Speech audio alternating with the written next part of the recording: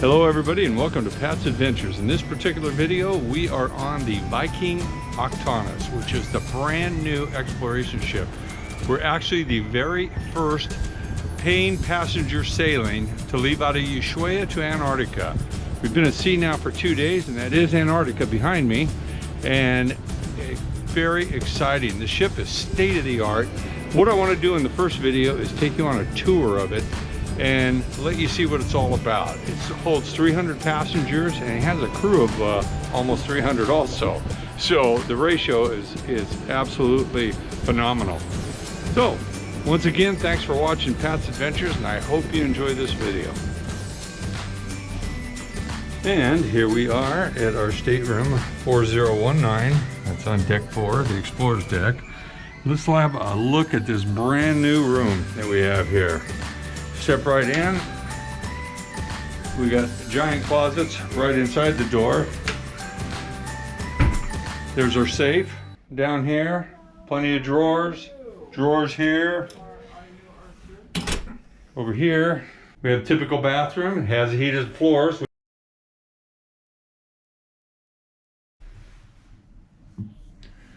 Just beautiful. Pretty amazing. I've never been on a ship that is absolutely brand new with us being on the first sailing. We got American outlets, we got European outlets there, so no problem with power. We got USB, comfortable Viking bed. Here's another neat thing. If you have the capabilities of wireless charging on your phone, on the nightstand here, you just need to merely lay it down and your phone will be charged. These are our parkas that we get to keep. Awesome. Another giant closet. Got our robes. Well, they knew I was coming. Put a bottle of wine out for me. Seating area over here. Got sandwiches and desserts waiting. A nice little workstation here. They have all the COVID stuff out, so when we have to do that.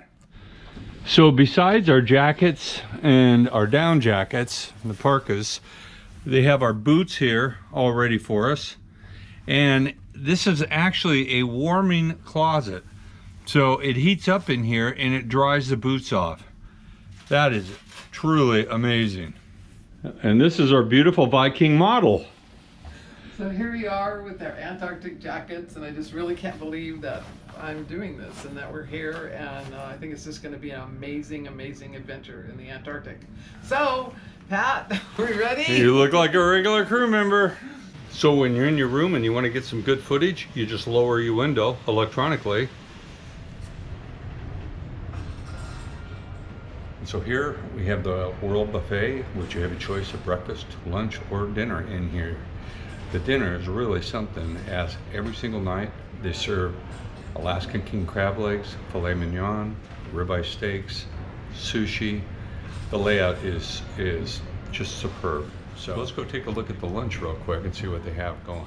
As you're into the World Buffet, you have your basic self-serve, either coffee or juices that you might want to have, or you just order them from the table. Over in the beginning is the baker, and this guy puts out some of the most fantastic baked breads, pastries, you name it. As you move on down, you have your buffet area. You serve yourself. The meats that they have, they carve different ones every single day. You have pastas, you have soups. All of the food is outstanding, and it changes every single day. You have a salad bar here, fully stocked. Pretty much whatever you want. If you don't see it, you can ask for it and they'll get it for you. Further on down, this in the evening is where if you want to order your ribeyes, porterhouse, filet mignons, they have them all on display. He'll have it cooked to perfection for you. I have to say the staff in this area is the best I think I've ever seen. There's a full bar at the back area, and you have the swimming pool, which later on during our cruise it was filled. When I filmed this, it wasn't. But you can come back here next to the bar, sit and have a drink and snack on something you got out of the buffet. So this is deck 4, and we have the Explorer's Lounge. Super comfortable seating everywhere, and a beautiful view off the front of the ship. This really is a great place just to sit back and relax and read a book or just look outside and watch the ocean go by. You have an excellent bar up here, great service, and you have some fine entertainment that goes on during the evening. All over in the Explorer's Lounge, you have extremely comfortable seating, as you do in most of the other places. When you go upstairs to Deck 5, the Explorer Lounge continues up above at even a higher level. Personally, I preferred the lower level because of the service that you have there, but it's much more quiet up in this particular area. Again, you got great floor-to-ceiling windows that affords you fantastic views of the ocean as you sail along. Moving down to the living room bar, this became our hangout. You have a big screen television there that also films the front of the ship. This is a pretty massive area with faux fireplaces there. They don't actually heat. I kind of wish they would have, but it still looks so beautiful. Big screen TVs around there. On the particular sailing we were having, it had the football finals that were going, and the captain put on the finals on the TVs and put out chips, dips, guacamole for everybody. I don't think any other cruise line does that. Down here, you have the Nordic store. It wasn't open when I was filming this, but it's actually a lot bigger than it looks right there. And they had some fine sweaters and things in there. Future Cruise travel desk here. This is where we came over and booked another cruise, and when you do book on board, you're going to get some discounts. And here on Deck 2, you have a coffee station, self-serve. They put on photography workshops over in this particular area. And then on the opposite side is the excursion desk, where you can come down, make changes, or add excursions, whatever you need. After leaving the excursion deck area, we walk down the long hallway, which is beautifully decorated, towards the fitness center. The fitness center is fairly small, but it has adequate equipment to get a good workout. Surprisingly, it was used quite a bit during this particular cruise, even with the older age group.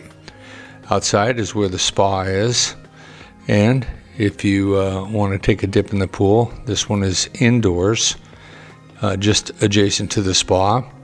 And this is where you'll also find your showers, changing rooms, and they have the famous snow grotto.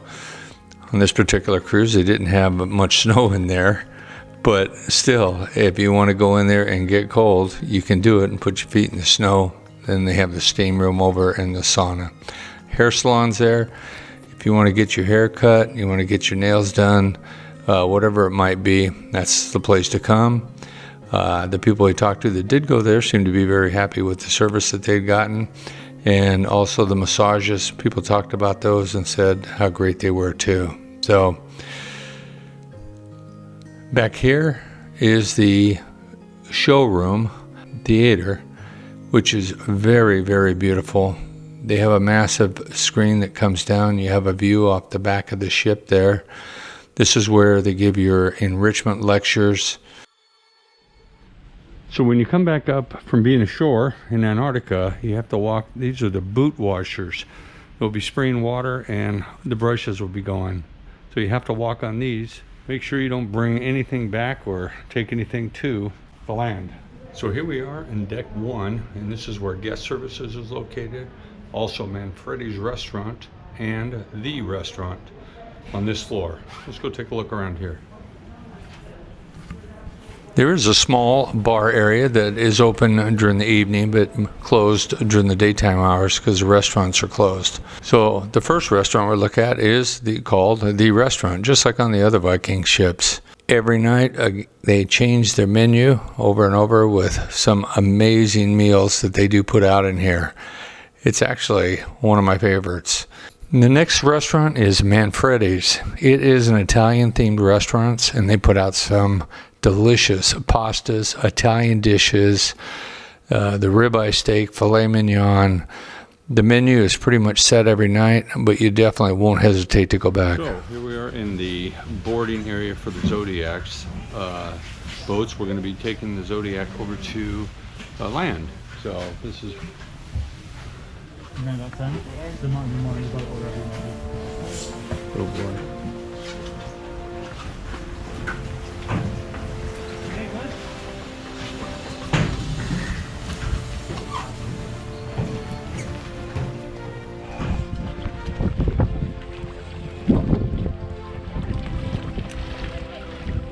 And here we have two of the expedition huts. One that was built back in 1953 over there. And this one was built about 60 years ago.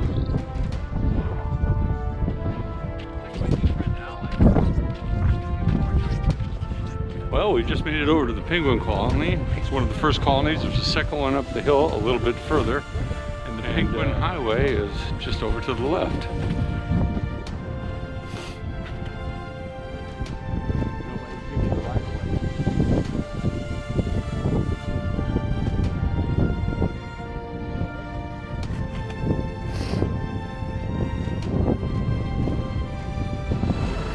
So that was our first land expedition, and it was quite an adventure. We could see the penguins, hiking through the snow, and watching people fall.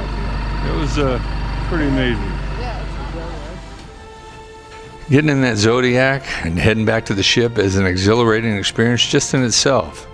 You head away from the shore landing, you're bouncing in the waves and getting sea spray in your face. The closer you get to that ship, the more you want to get inside and get warm. It is a blast. So when you are down here in Antarctica, in the Octantis, these are some of the sights that you're going to be seeing. The sun comes and goes, but man, when that sun lifts up, it is spectacular.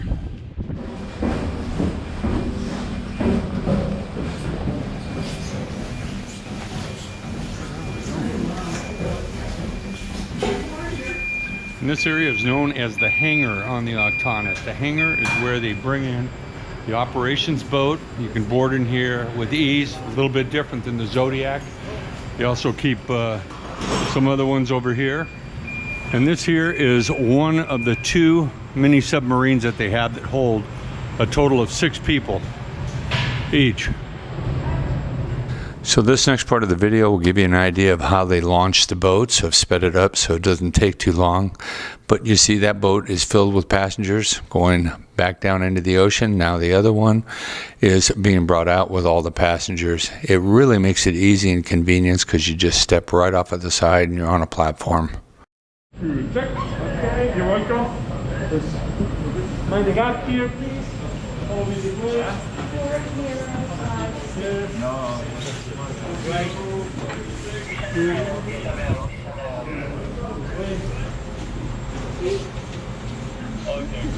So this is the Special Operations boat that we're sitting on right now. Now we're going to launch out of the hangar here into the ocean.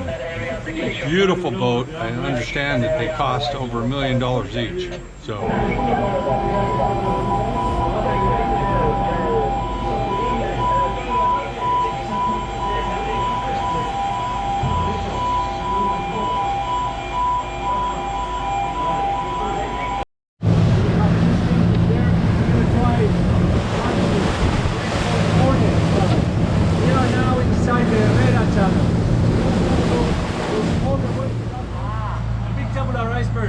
They tend to last more, sometimes even more than 20 or 30 years. And this is from a different angle up the rear of the boat that we're looking at. This is where they launched the boats down below. A little earlier, we couldn't get out because one of these icebergs floated over in the launch area.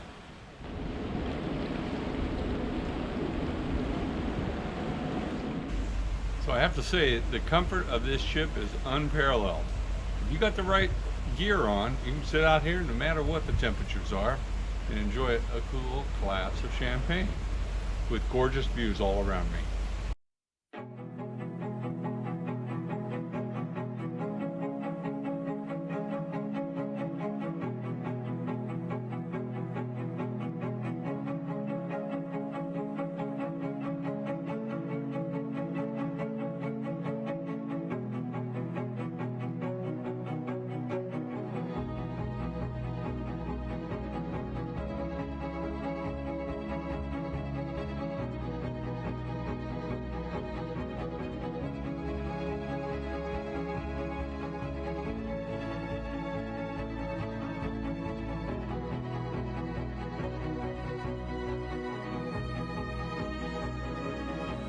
Penguins don't like it when you get in their way, so I gave way.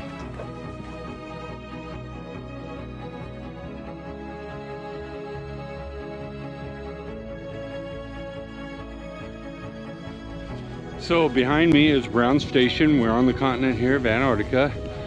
And as you can see, that's our ship in the background. This is an Argentine research station here. They deal with weather issues, things like that. So,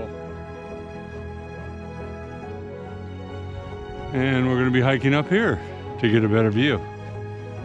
So here we are at the top. We actually hit landfall on the actual continent itself after a few days landings on islands, but yeah, it's just breathtaking. It's a very moving experience to be in this wonderland.